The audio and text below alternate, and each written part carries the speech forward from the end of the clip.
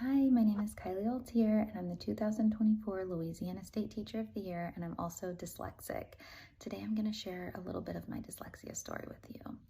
So from a very young age, my mom used to read books on books on books to us, and my sister is what we like to call a quote-unquote natural reader, even though it's not natural at all. They're doing a lot of code breaking inside their minds. They're just, brilliant, and we can't see what's going on behind those doors. But she, from a very young age, from watching my mother and talking with my mother, was able to pick up on those literacy skills and was like zooming through chapter books for as long as I can remember. And then I came along and I wasn't zooming through chapter books. I was actually barely able to decode very simple words.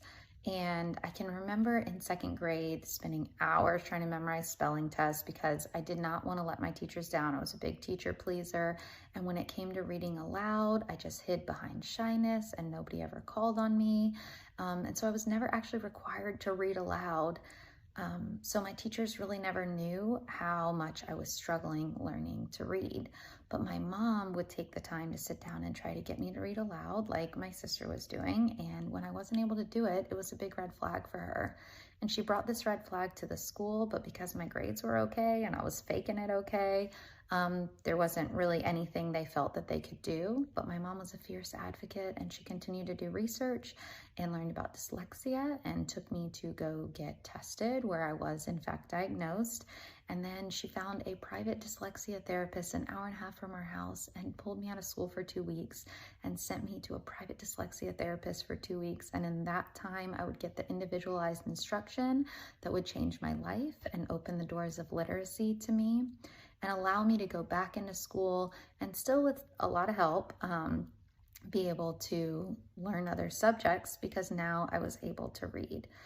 So when I think about my mom, I am so grateful that I had a fierce advocate of literacy like that in my life.